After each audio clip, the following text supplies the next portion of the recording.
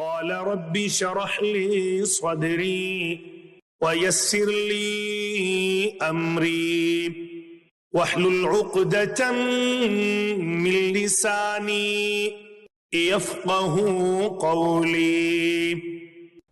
بسم اللہ الرحمن الرحیم۔ ترجمہ سورہ طٰہٰ کی آیات 25 تا 28۔ حضرت موسیٰ علیہ السلام نے عرض کیا، پروردگار میرا سینہ کھول دے اور میرے کام کو میرے لیے آسان کر دے، میری زبان کی گرہ کو سلجھا دے تاکہ لوگ میری بات سمجھ سکیں۔ تفہیم القرآن میں مولانا مودودی لکھتے ہیں، یعنی میرے دل میں اس عظیم منصب کو سنبھالنے کی ہمت پیدا کر دے، میرا حوصلہ بڑھا دے۔ چونکہ یہ ایک بہت بڑا کام حضرت موسیٰ علیہ السلام کے سپرد کیا جا رہا تھا، جس کے لیے بڑے حوصلے کی ضرورت تھی، تو اس لیے آپ نے دعا کی کہ اے میرے پروردگار، مجھے وہ صبر، ثبات، تحمل، بے خوفی اور عزم عطا کر جو اس کام کے لیے درکار ہے۔ فہم القرآن میں دیکھ لیتے ہیں کہ یہاں پہ کیا سمجھایا جا رہا ہے۔ یاد رہے کہ جب تک انسان کو اپنے کام کے بارے میں انشراح صدر نہ ہو، وہ کام انسان اطمینان اور پوری یکسوئی سے نہیں کر پاتا ہے۔ توحید یعنی ایک اللہ کی پکار کی طرف لوگوں کو لانے کے لیے انتہا درجے کا شرعی صدر ضروری ہے۔ اگر ایسا نہ ہو تو انسان میں وہ ہمت پیدا ہی نہیں ہو سکتی جو کہ اس مشکل ترین کام کو انجام دینے کے لیے درکار ہے۔ شرعی صدر ہے کیا؟ ہم اللہ سے یہ طلب کرتے ہیں کہ اے اللہ، میرے سینے کو آپ اپنی ہدایت کے لیے کھول دیجئے تاکہ میں آپ کی بات خود بھی اچھی طرح سے سمجھ سکوں اور لوگوں تک بھی اس کو میں پہنچا سکوں۔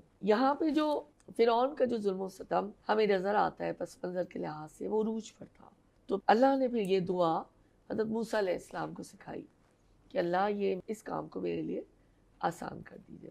کچھ اہل علم کا خیال ہے کہ حضرت موسیٰ علیہ السلام وہ چھوٹی عمر میں تھے اور فرعون کے دربار میں پرورش پا رہے تھے، تو ایک دفعہ انہوں نے فرعون کی داڑھی کو نوچ لیا۔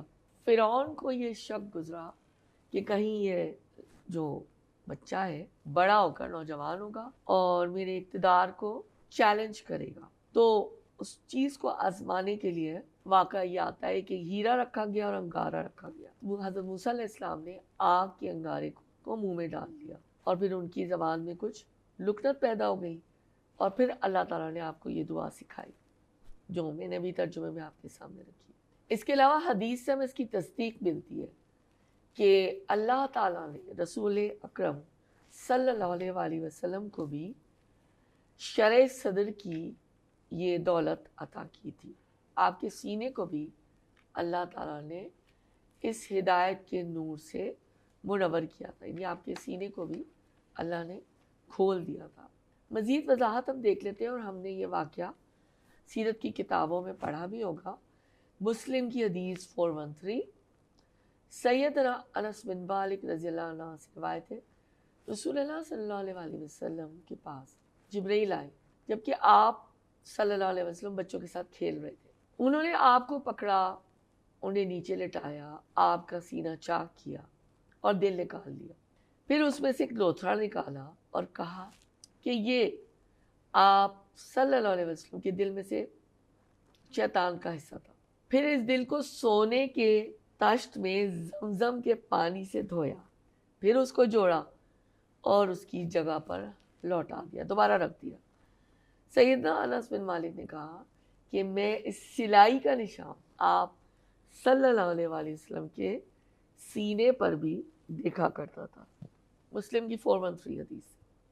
عملی نکتہ یہ ہو گیا کہ اللہ نے ہمیں دعا سکھا دی شرع صدر کی، تو ہمیں اللہ سے دعا کرنی ہوگی، اور اللہ ہی ہے جو ایسے معاملات کو آسان کرتے ہیں۔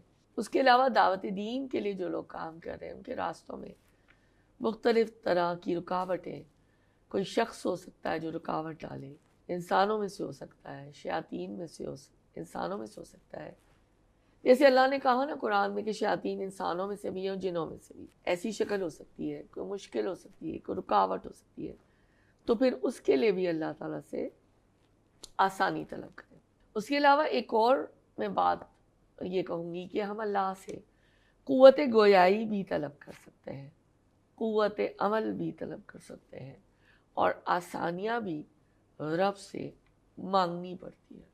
جب مانگیں گے تو جیسے پچھلے بھی ابھی ہم نے کچھ سوالوں کے جواب میں دیکھا کہ اللہ کو محروم لوٹاتے ہوئے بھی حیا آتی ہے, تو اللہ ہمیں خالی ہاتھ نہیں لوٹا.